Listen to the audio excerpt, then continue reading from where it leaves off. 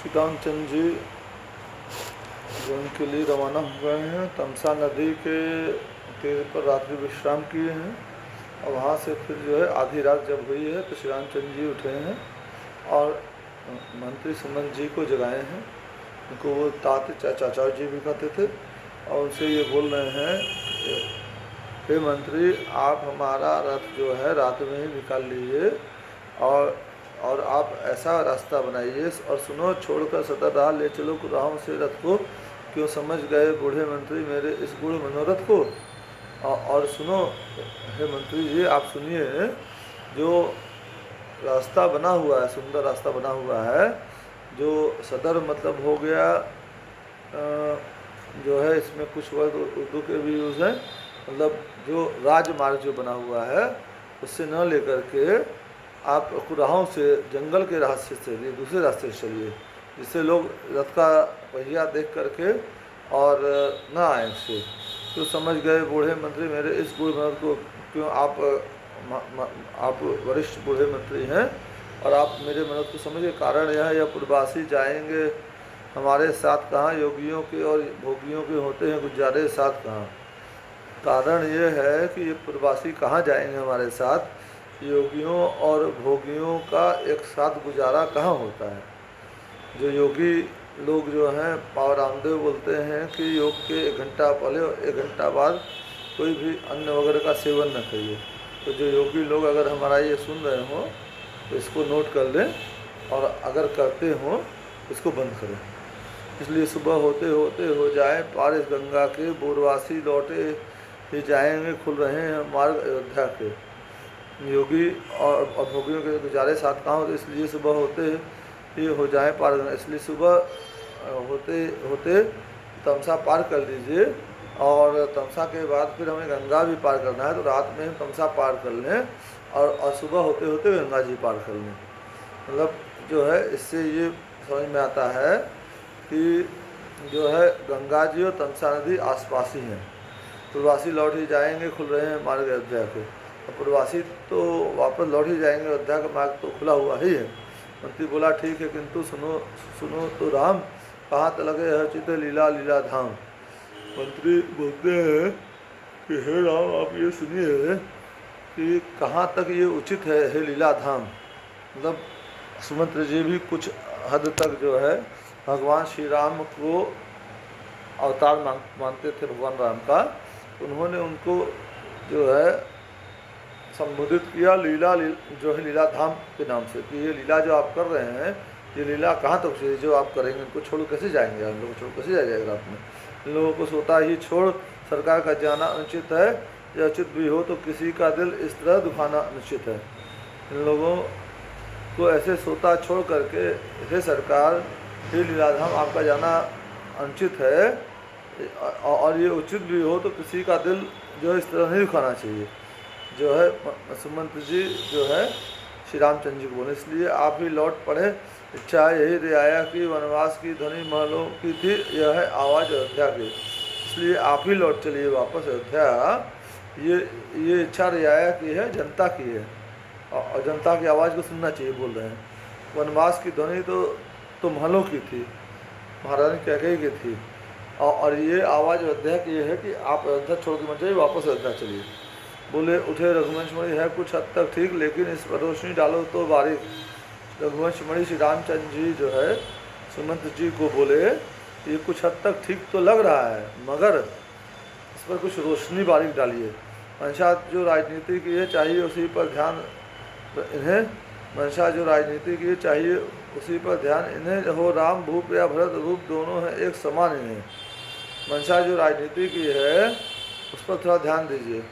मैं राजा बनूं, राम राजा बने, या भरत मेरे छोटे भाई भरत राजा बने, दोनों इनके लिए एक समान है। मेरे सने कारण यह उस राजाज्ञा को डालते हैं, उचित तो यह है राम भरत में भेद ये लोग निकालते हैं। मेरे स्नेह के कारण ये लोग राजाज्ञा को टाल रहे हैं, अनुचित तो ये है कि राम और भरत में ये लोग भेद कर रहे हैं, इसलिए तोलने पर इनका पल्ला हल्का हो जाता है। माता की आज्ञा वाला ज़्यादा वजन नहीं दिखाता, इसलिए जब एक पल्ले पर जो है प्रजा का प्रेम है मान रहे हैं, और दूसरी तरफ जो है माता की आज्ञा रख रहे हैं, तो इनका पल्ला हल्का हो जाता है। माता की जो आज्ञा है उस पल्ले में भारी दिखती है।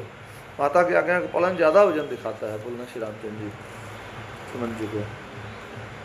तय हुआ कि इनका ध्यान छोड़ इस समय उचित बन जाना है, कर्तव्य के पद से डिग जाना कायर और भीर कहना।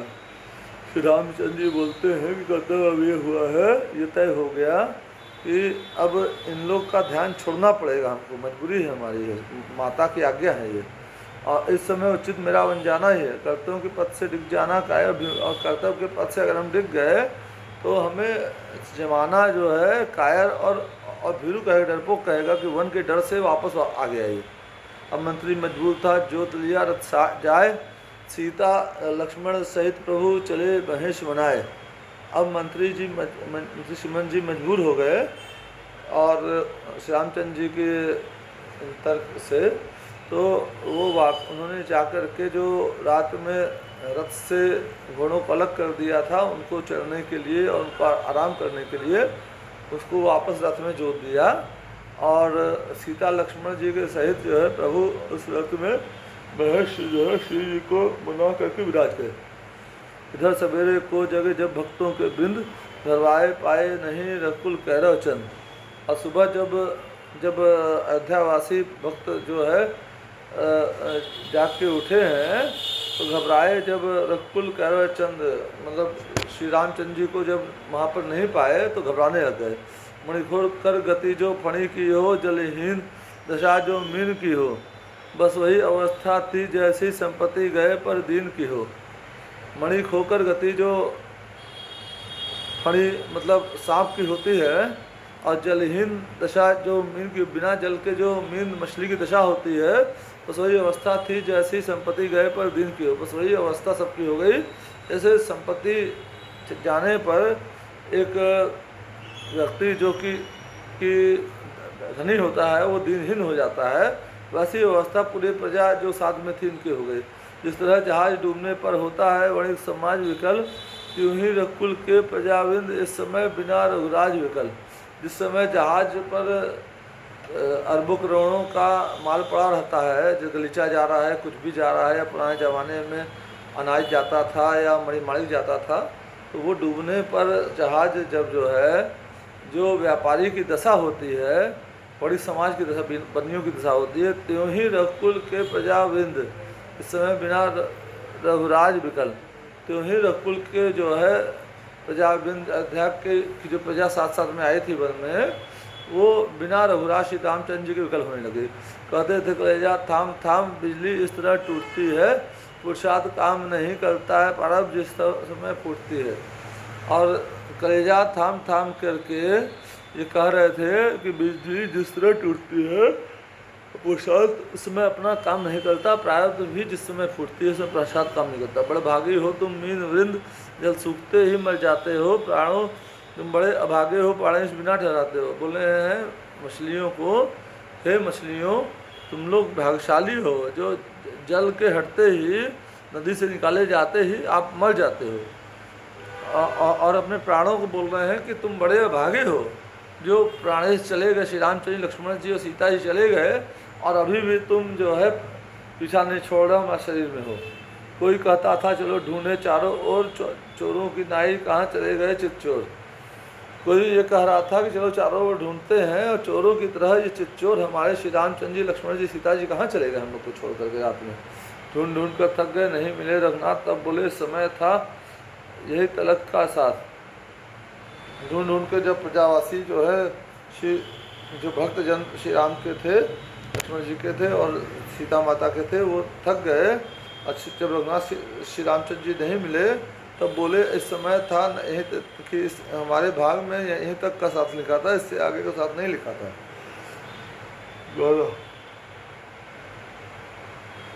अब रथ गयो राम को दूर, जो होशियार हम होते तो रथ के आगे सोते। अब बोल रहे हैं, गाना गा रहे हैं, जो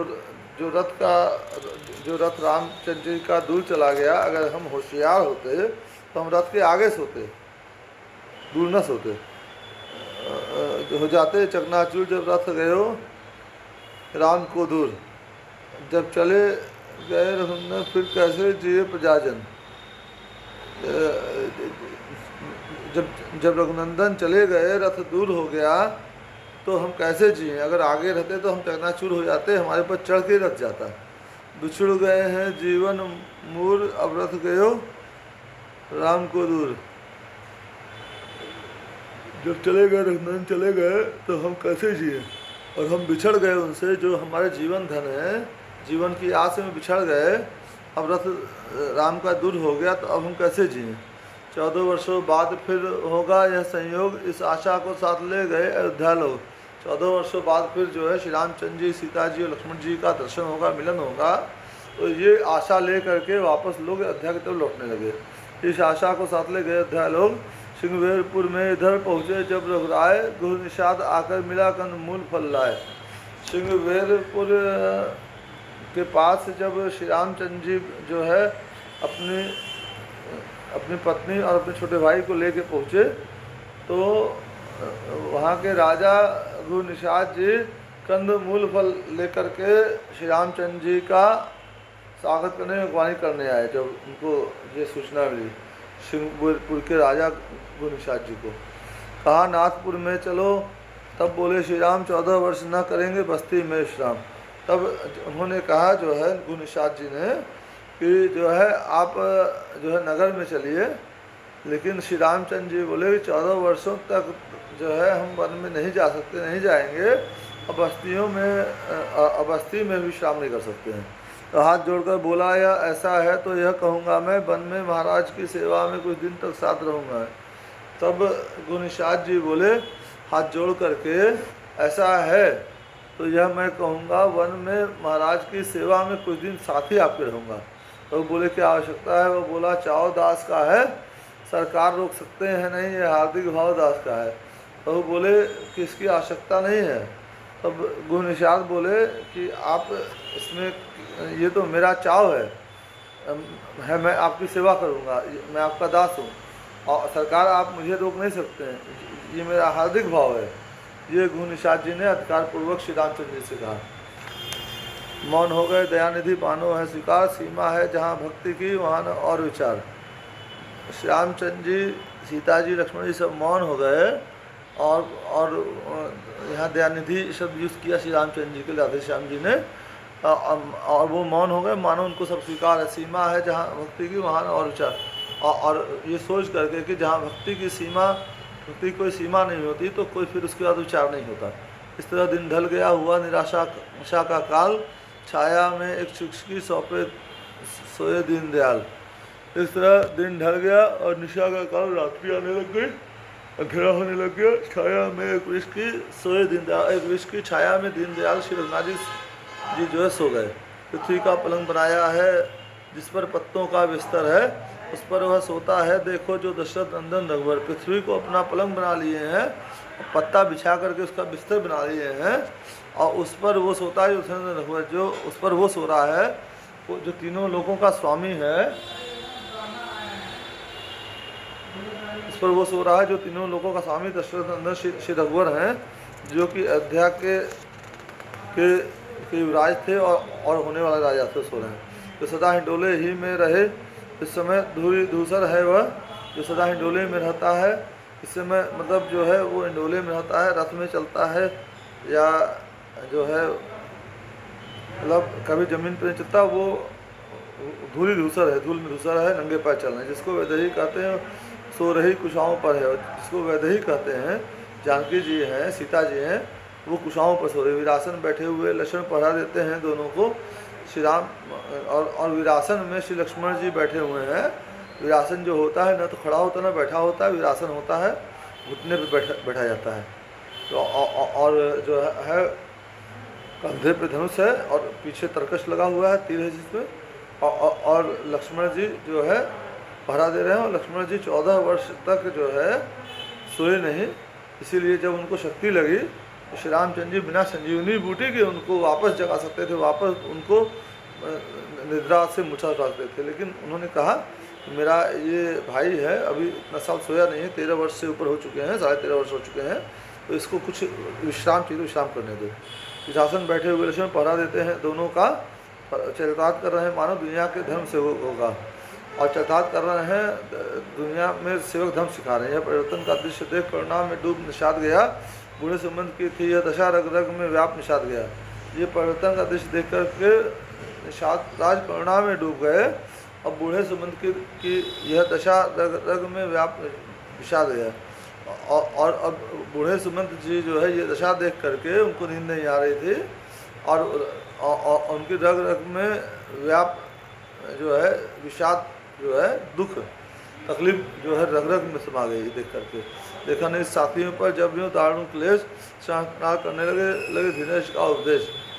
अपने साथियों पर जो है वो निषाद जी पर और सुमंत जी पर जब ये दारुण क्लेश देखा श्री लक्ष्मण जी ने, तो लक्ष्मण लाल कहने लगे धीरज का, लक्ष्मण लाल जी उनको उपदेश देने लगे, धीरज का उपदेश देंगे। जय श्री राम, जय हनुमान, जय जय माता पार्वती, जय हर हर महादेव, जय सिया राम, जय सीता जी, जय श्री रामचंद्र जी, जय हनुमान जी, माता प्रभु जय श्री राम।